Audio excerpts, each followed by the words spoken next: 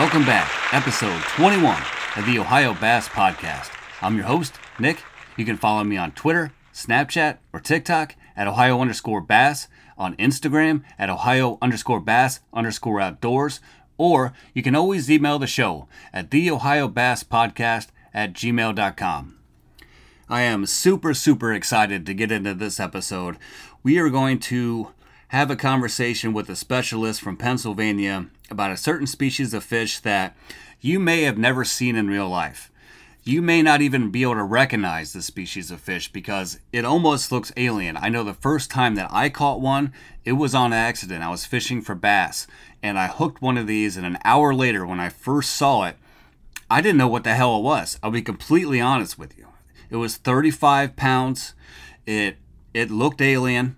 It was this weird yellowish brown color. You guessed it. We're going to talk about flathead fishing. So flatheads are native to Mississippi, Missouri, the Ohio River Basin area, and they can grow large adults anywhere between 50 to 100 pounds. They are an amazing fight. I think in general, catfish get this stereotype of just being these stupid, dumb, slow scavengers that sit at the deepest part of a body of water and just casually wait for things to die and drift down so they can eat. This cannot be further from the truth. Catfish, especially channel catfish, are extremely aggressive. I can't tell you how many channel cats I've caught accidentally fishing for bass. They'll hit everything. They'll hit plastic worms, jerk baits, fast-moving crankbaits. I've caught channel catfish on topwater frogs, on poppers. Every bait that I would catch a bass on, I have caught channel catfish on. I think all anglers, not just me, like to catch giant fish. That's one of the main reasons why I still fish for carp. I mean, last year I caught my PB grass carp. It was 40 pounds. It was over 40 inches long. It was amazing. It was like a freshwater tarpon in the water. It's like a mini torpedo. This is where social media can really help you. If you're on Twitter or your Instagram, even Facebook groups, not everybody grows up fishing for everything. So there are a lot of people out there that's been doing it for a long time that you can find online that'll help you out. They'll get you started. They'll give you some tips. It'll save you a lot of trial and error, especially for me with trout. I reached out to a lot of different people when I got into trout, and they're more than willing to help you. And that's another one of the reasons why we have this podcast. I can bring people on like this and cover all kinds of stuff. I mean, you'll hear we talk about rods and reels and how we set everything up, float fishing, fishing on the bottom, briefly touch base on catfish tournaments, what kind of bait we use and why and when. And this is all stuff that, you know, he's been able to figure out during his lifetime that he's willing to share with everybody. And it's awesome. And that's what makes me so happy to be able to do this. It's almost like like I always say, a fishing family, a fishing fraternity, bringing people on to share their experiences from not just North America, but all around the world. So before we get into that, I have a couple other things I want to talk about real quick. Deeper Sonar, that's a company I've been working with for over 4 years now in a bunch of different roles. And they reached out to me, had a nice Zoom call, and asked if I would kind of lead their hero program over here in the United States. And their hero program is what they call their pro staff. If you didn't know, Deeper Sonar is located in Europe. Their units are being sold in basically every country around the world. And what we want to do is build a solid team over here in North America. We're looking to add maybe 10 to 20 people. So we're definitely looking for quality over quantity. If that's something you're interested in, if you have a good presence online, send me an email, theohiobasspodcast@gmail.com. We can have a conversation about it there. I already have quite a few people in mind I'm going to reach out directly to and get them on board. And the second thing, if you do have Deeper Sonar and you want to get a Fish Deeper Premium subscription, use my promo code OhioBass, all one word, all caps. You'll get a discount. I'll get a nice little kickback. You'll have an awesome product, and you'll help support the podcast. No product review this week, so we'll just get right to the interview. I really hope you guys enjoyed this as much as I did. I hope you learned something. I hope you learn a lot. And I hope you give me your feedback because I always love to hear your feedback. And with that being said, let's hit it.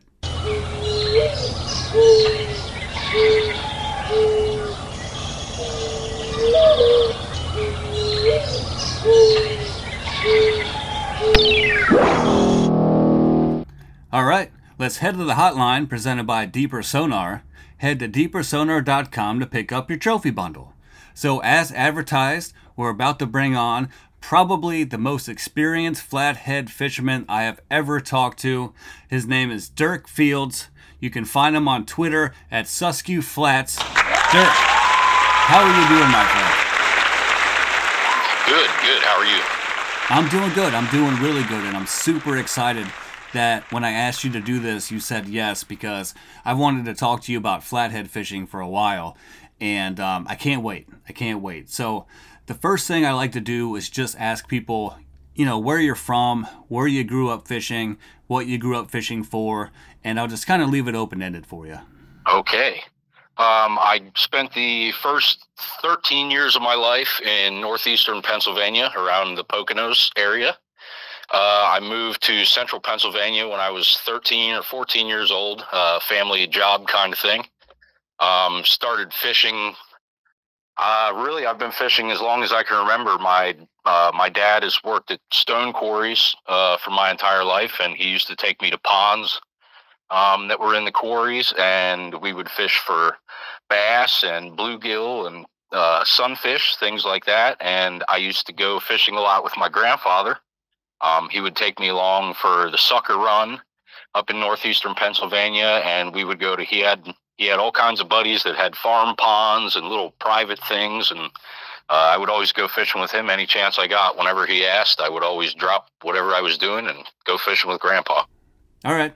Yeah, just like most people I talk to, they start fishing really early in life, which I think is awesome. I always hashtag take a kid fishing whenever I can, and it's super important. What got you into flathead fishing? I would say a desire to catch some big fish.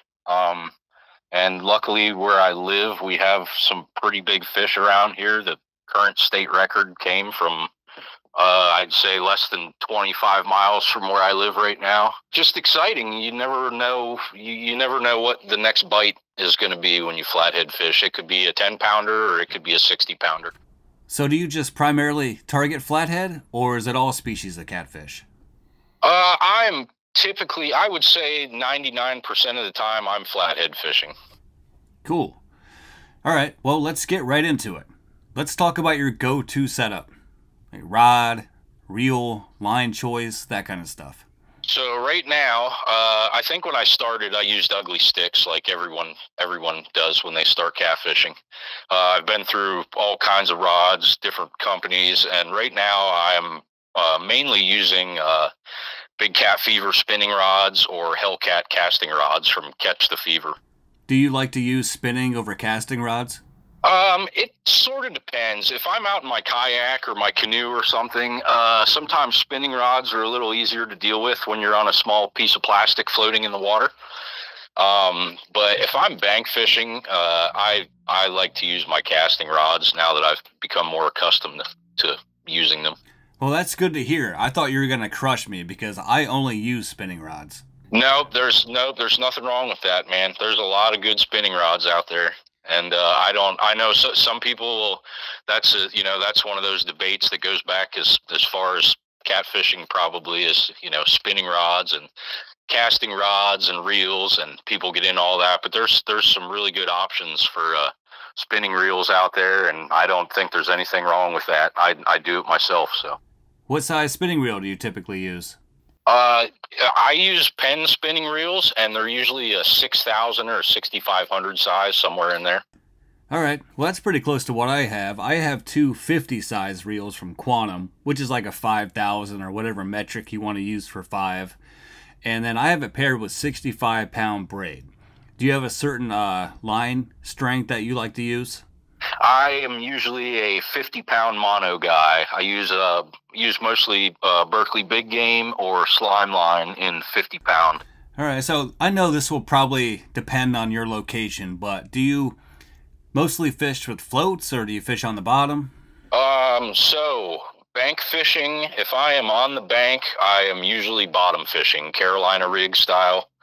If I'm in my kayak or my canoe, a lot of times I will do a little bit of both. I will fish regularly, like on the bottom, and some nights I'll throw a float on, and it sort of depends. The fish kind of tell you what they want on any given night. Like floats are great because you can cover a lot of water if we're in a small creek or something like that. I just throw a float out there and open the bail and let it go, and you can cover a lot of water that way. And I've also had nights where I've caught 7, 8 fish on a float, and I've had a Carolina rig out there and it hasn't gotten touched. Huh. So I don't know if that's a presentation difference to them, or it's just the fact that they're not really moving at that time and you're taking the bait to them, so to speak. Do you use a different type of hook when you float fish compared to like when you fish on the bottom? I am pretty much a circle hook guy, no matter what. All right, so if you're float fishing with a circle hook, kind of walk me through the steps of setting the hook. Do you let the circle hook, do you let the fish hook itself? Or like how's the timing work out with that? I will usually let the fish hook itself. Now, if it's on a float, I like to let them run with it a little bit longer. I've had instances where I think I got a little jumpy and wanted to hook them too fast and just sort of pulled the bait right out of their mouth. Yeah. So if it's on a float, any circle hook really, I like to let them take the bait a little bit. I don't like to get up. I don't like to jerk the rod. I like to let them eat it a little bit. But especially fishing under a float, I feel like I let them eat it a little longer than I would fishing on the bottom. Well, that makes sense. And I think I've actually lost quite a few fish because I set the hook too fast. I don't know if I'm antsy because I'm used to setting a hook immediately, like in bass fishing.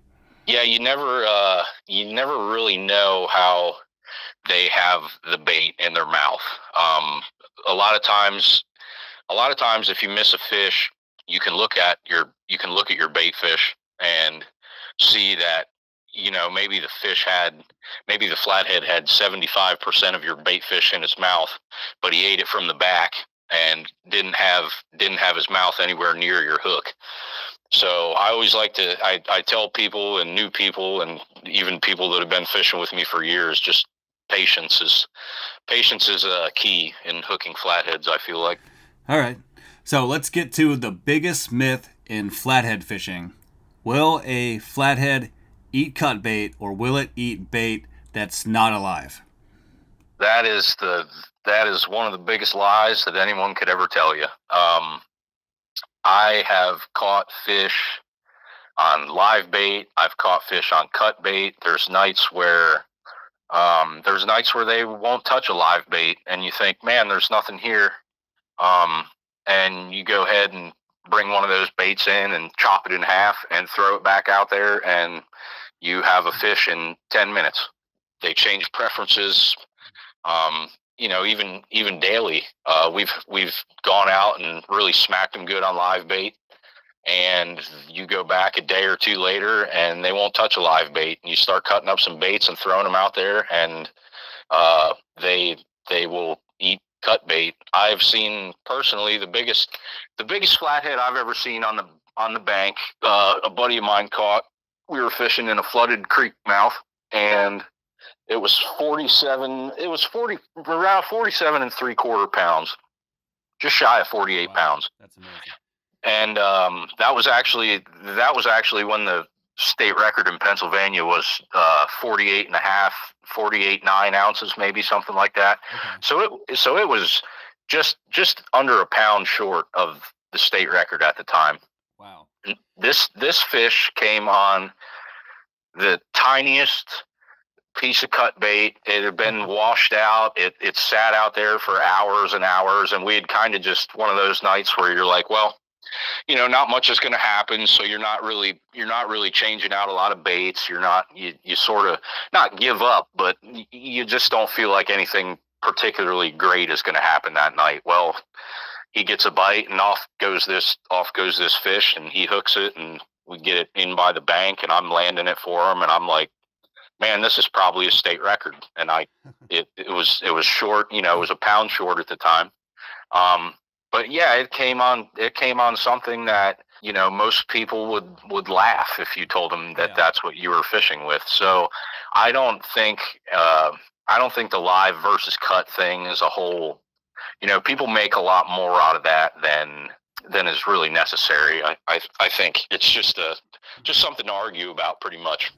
So, quick story, the biggest flathead I ever caught, I actually caught on accident. I was bass fishing. I was using a double fluke rig. I had 2 Zoom super flukes, little white super flukes on, and I hooked something huge. And for a second, I thought, hey, this is the biggest bass I ever had in my life. And then it kept going, and I was like, oh, great. I think I snagged one of these carp that were jumping around. But after about 20 minutes, carp get tired. They start floating upside down. You just kind of drag them in. And this thing just kept going and going and going. We've caught them before with some light fishing line hanging out of their mouth, and they'll have a wide gap worm hook in the corner of their mouth. We've caught them with little swim baits in their mouth before, so they'll go after a variety of things. All right, so I have another question about bait, but we'll circle back around to that in a second. Before we get off topic, when you're fishing on the bottom, what type of rigs do you use? How do you set that up? Is the bait basically just laying on the bottom of the lake bed, or is it suspended somehow? Basically, what kind of rigs do you use for the bottom? Yes, so you could do a 3-way rig or a Carolina rig. I used to fish more 3-way rigs. I've just kind of gotten away from them. I think a Carolina rig gives you a more natural presentation. A 3-way rig, a lot of times you're going to have a pretty short leader, and it sort of just keeps the bait pinned in one spot. It's not really moving a whole lot. What I found is with Carolina rigs, I think the bait has more room to swim freely. It looks more natural. Okay. I've sort of gotten away from 3-ways, and I'm doing a lot more Carolina rig fishing now. Now I do put a float on there, maybe 3 to 5 inches away from the hook. I'll use I like Catfish Sumo has nice rattling floats, or I will just use a regular old foam, a 3-inch foam float that's slotted. Okay.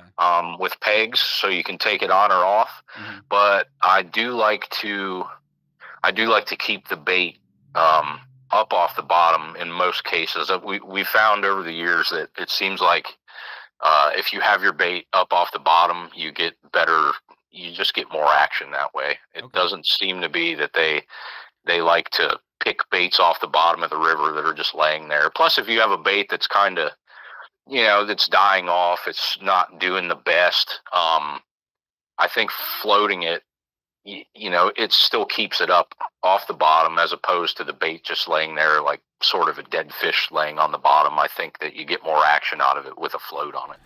All right, so when I just started doing this, about 4 years ago, I started using bluegill. 4 years later, I still use bluegill. What's your favorite bait fish to use? I like, over the years of doing this, green sunfish seem to be like awesome. They're like it's almost like a bluegill on steroids. When you hook them, you can feel them they really vibrate. You can really feel the muscles in them kind of twitching and carrying on. Something about green sunfish, they are just mean little fish. Like I've caught flatheads on them before and just fixed the hook up a little bit and thrown them back out, and I've caught more than one flathead on the same green sunfish, and it was still alive when I threw it back out. Wow.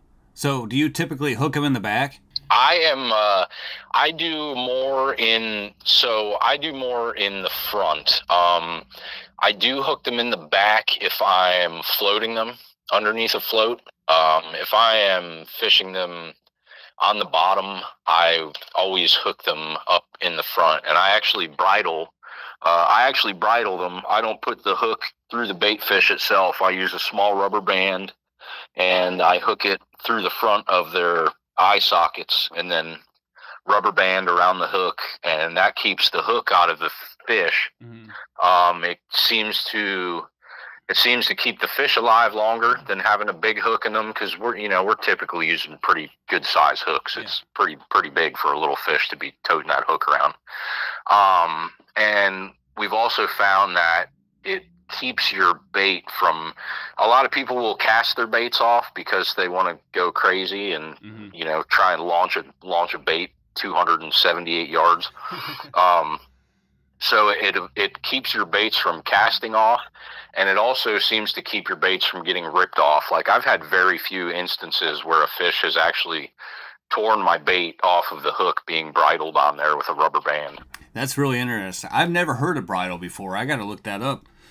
So how do you catch your bait fish? Do you do it the old-fashioned way? I know I talked to a game warden a couple months ago, and we can't use a casting net for basically, like, the sunfish and the bluegill are all qualified as like a game fish. So if I accidentally catch a bluegill, I got to let him go. Yep. So I go out, rod and reel, and just catch bait. Pennsylvania is weird about the cast net thing too. I think there's only two or three possibly bodies of water in the state that you're permitted to use a cast net on.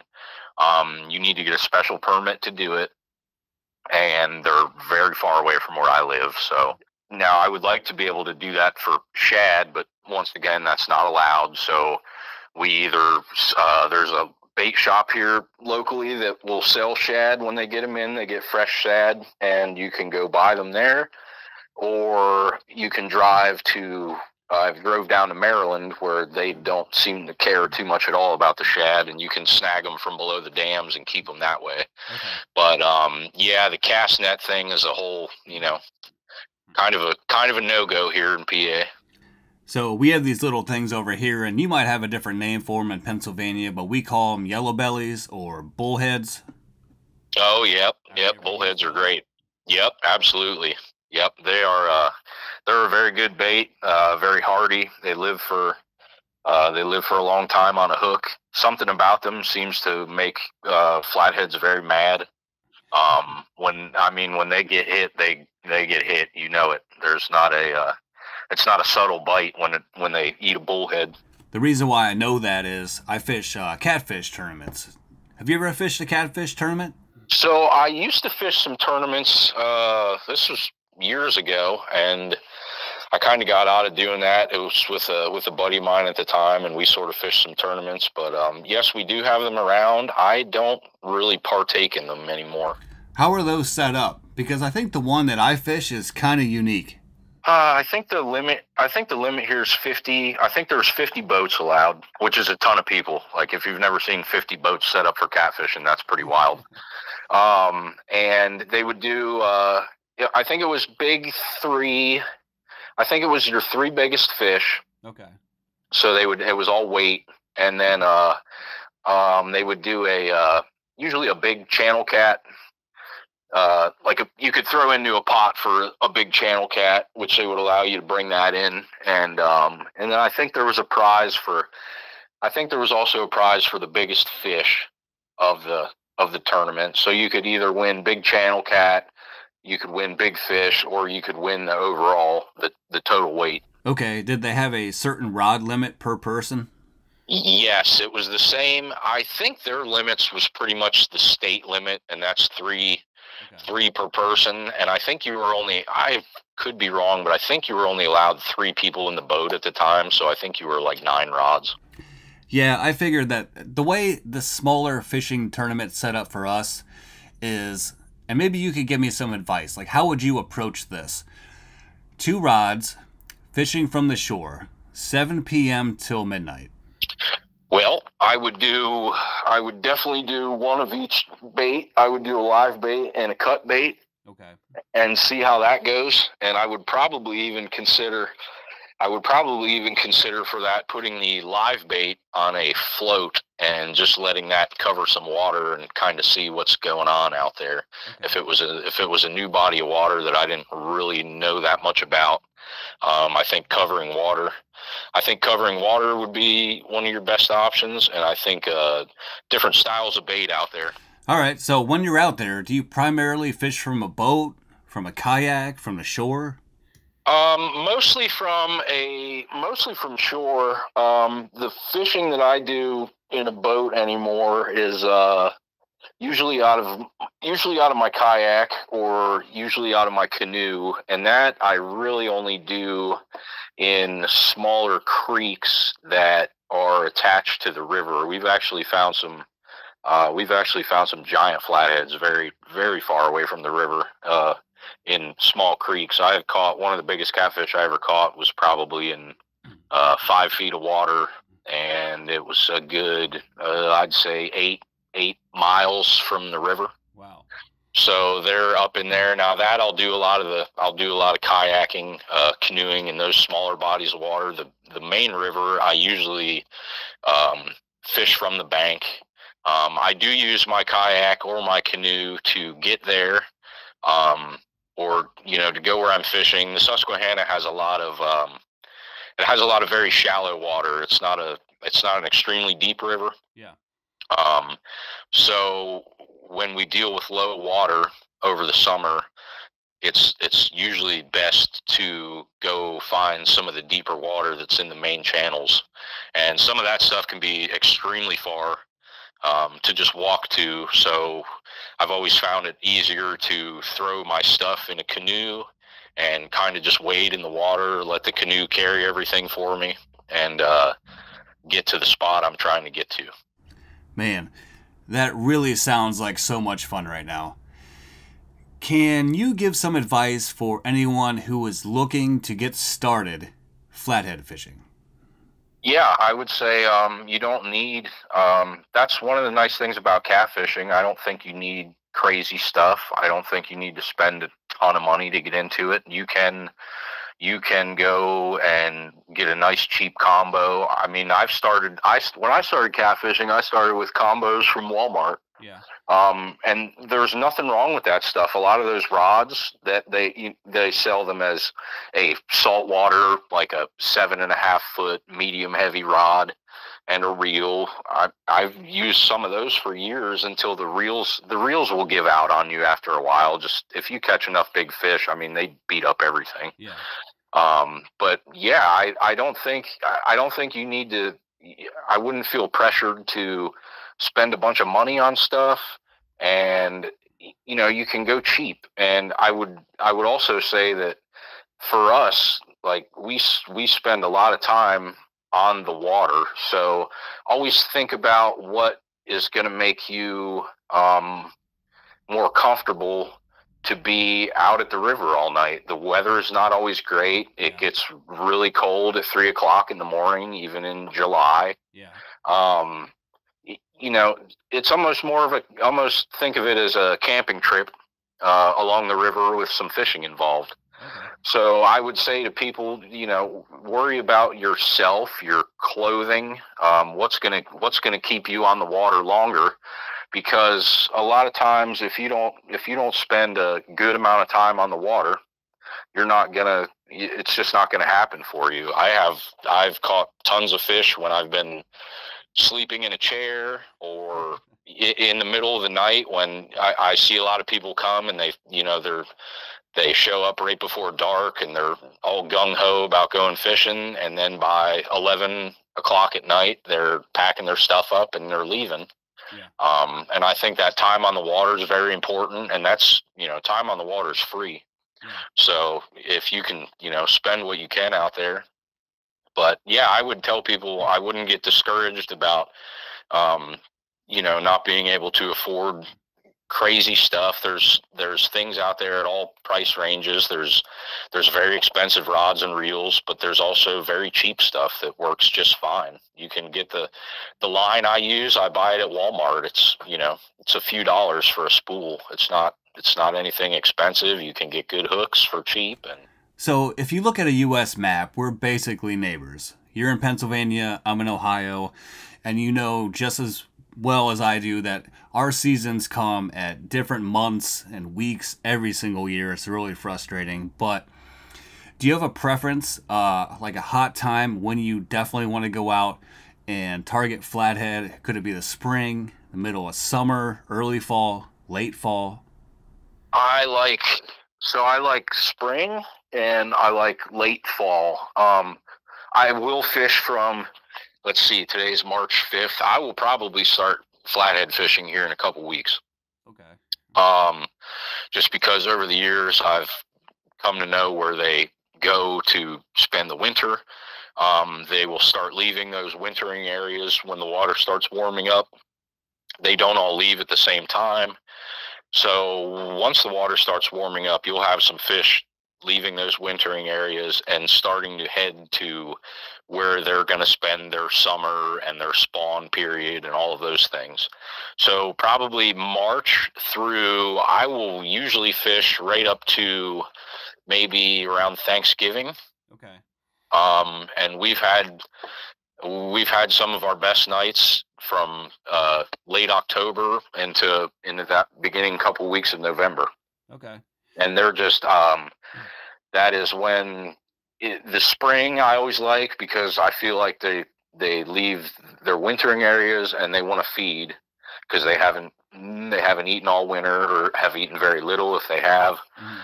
So there always seems to be a good time before spawn that they will eat, and you can get into a lot of fish. And then when the water starts to cool down, I've always been told that triggers something in them that they know, hey, we're going to be laid up here pretty soon. We better start eating, and they will eat like crazy. Okay. Do you know anything about their spawning habits? Like what time of the year they typically spawn and how they behave, maybe before or during or after? So everyone says once your water hits 70 that the fish are going to start spawning. I have caught fish early in the year that are all tore up already from spawning, and I've caught fish late in the season that are still pretty freshly torn up from spawning. So one of the myths about catfishing that I've always heard and sort of dispelled over the years in my own fishing is that you can't catch catfish during the spawn.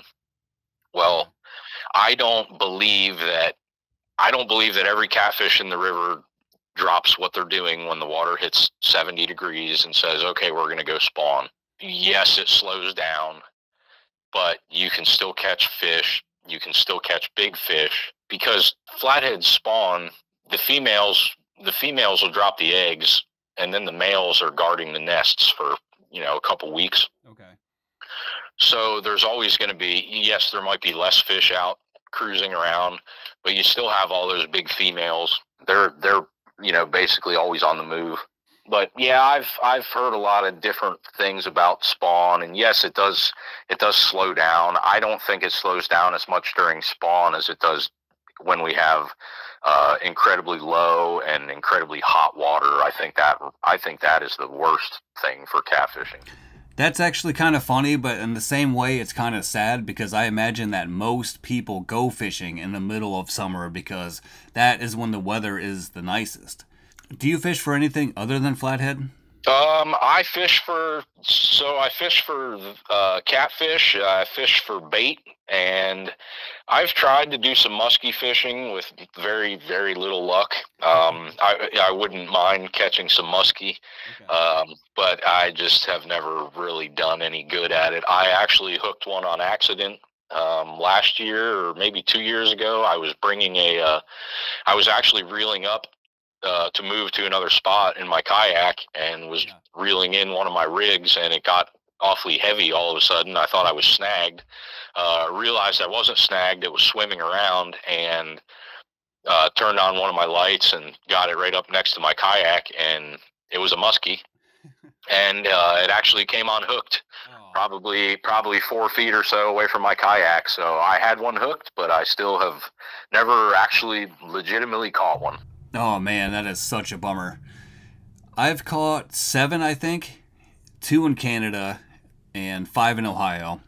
Definitely don't give up, though. If you catch a muskie, you will love it. You might have a a second favorite fish. So, do you work with any fishing companies? Are you sponsored? Do you have any shout-outs to any brands that you really support? I do not. I am completely unsponsored. I do things sort of on my own, and just buy things and try them out, and through trial and error. And I've sort of settled on the brands and stuff that I use. I like I said, I like the Big Cat Fever rods. Catch the Fever is a great company. I've met those guys a couple times at Catfish Conference. They're super down to earth, very nice people. They have great products. A lot of my terminal tackle I get from a company called Bottom Dwellers. Okay.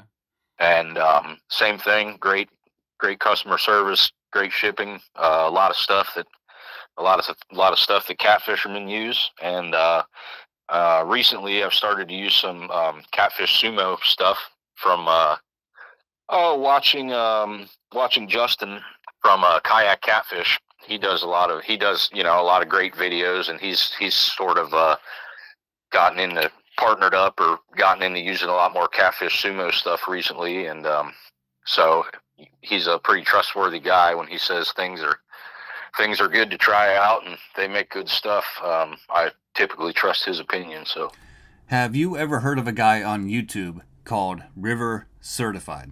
Yep, Spencer. Yes. Yeah, Spencer. So he uses a company called Whisker Seeker, and I've bought a lot of stuff from them. 2 rods, terminal tackle. They make really awesome LED floats. Yes. Yep. They make really nice stuff, and they're great people too. We've talked to them at Catfish Conference multiple times, and very nice people. And I like a lot of Whisker Seeker stuff. I'm just not a huge orange guy, and everything's orange. So you're not a giant Browns fan and love the color orange like me? Yeah. Unfortunately, no. Fortunately, you're not. Yeah, fortunately. Well, I'm a Cowboys fan, man. So listen, it's rough there too. We're pretty much the Browns of the NFC. All right, so I don't want to keep you too long because we're kind of getting up against it here, but what is Catfish Conference? I've never heard of that. It is a giant show in Kentucky, and they have another one. I think they had 2 Catfish Conferences the past 2 years, and you'll have to forgive me because I cannot remember the other state that they had one in. But it's in Louisville, Kentucky, the one that I've always gone to, and it is pretty much everything under the sun, catfishing. You have a lot of YouTube personalities are there. Basically every company that specializes in catfishing gear is there. You have tackle shops that specialize in catfishing gear. They're all there selling stuff. You can go down there and talk to Steve Douglas from Monster Rod Holders, and just a lot of good people, a lot of people that have been doing this for years. They've been on YouTube. They do tournaments. There are a lot of very, very high-end catfishermen that you can talk to and learn a lot of things. They have seminars. Different people talk, different boat captains, guides, all kinds of stuff like that. So it's a good experience. I wasn't able to go this year because of the current state of things. Makes it a little hard to miss work right now. Okay. But hopefully get back there next year. Well, I think it's awesome that there's something like that out there. It's kind of like the ICAST of catfish. Do you think catfishing is popular in the United States? I mean, yes. I think it's actually gotten more popular. I think I see more people than I used to catfishing, for sure. I think you see a lot of I think you're seeing a lot more rod companies. You're seeing a lot more hook companies, people that are doing things specifically for catfishing. So I would assume that they have to be doing okay to be continually popping up like this. See, like, I still like to fish for carp. And I know over in Europe, I mean, that is huge. I caught my first mere carp like 3-4 years ago. Loved it. Giant fish. Last year I caught my PB grass carp. It was 40 pounds. It was huge. And it seems to me like, at least in America, if it's not a sport fish and you can't eat it, then people just don't care about it. Yeah. Flatheads are kind of looked down upon.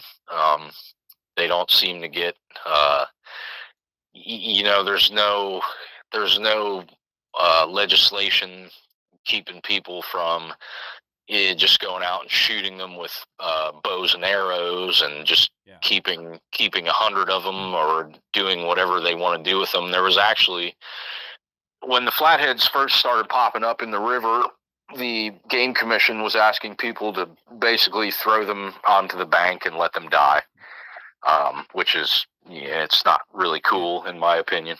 But now they're seeing that there's a lot of people coming to this area to fish for them. There's catfish specific guides that, they make a living in a good part of the year doing nothing but guiding on the river for catfish. So they've sort of backed off of that stance so much of just wanting to kill everything. And I don't think, they're so established in this river now that I don't think there's any getting rid of them at this point. So all that's, sort of just a joke anymore. But so how can people follow you? I know you're on Twitter. Are you on any other platforms? I'm on Twitter. I'm actually just starting Instagram too. Nice. So Instagram seems to be a pretty popular thing with people. I don't do a lot of, I'm not a huge social media guy. So, the Twitter thing we just sort of started that one day as a place to, post pictures of catfish and, but I'm going to start doing the same thing on Instagram. All my, my handle and everything will be the same on Instagram as it is on Twitter. It's all under Susquehanna Flats and Susquehanna Flatheads. You could probably search that and find me, I would imagine. All right, so I'll wrap this up. I could seriously talk to you for another 3 hours, easily, just talking flatheads. But can you give us a closing statement on anybody who wants to get into flathead fishing? I would say if you want to go flathead fishing, get out there and do it, and don't get discouraged when you see people catching giant fish. You will catch one eventually. You just need to put your time in on the water. You have to remember there's people that live in places that have much bigger catfish than you might have in your area. We feel great about catching a 40-pound catfish here. People in, Alabama, Oklahoma, places like that, they would probably laugh at our 40-pound catfish because those guys are catching 70 and 80-pound catfish and stuff. So don't get discouraged. When I started, it took me quite a while to ever catch my first legitimately big fish. And once you feel a 30-plus, 40-plus pound flathead pulling you around and trying to take you into the river with it, you'll be hooked from there. All right. Well, again, I can't thank you enough for coming on. Let's all give it up to Dirk Field. You can find him on Twitter at Susquehanna Flats. Thank you for taking the time, my friend. Yes, thank you for having me, buddy. I really appreciate it.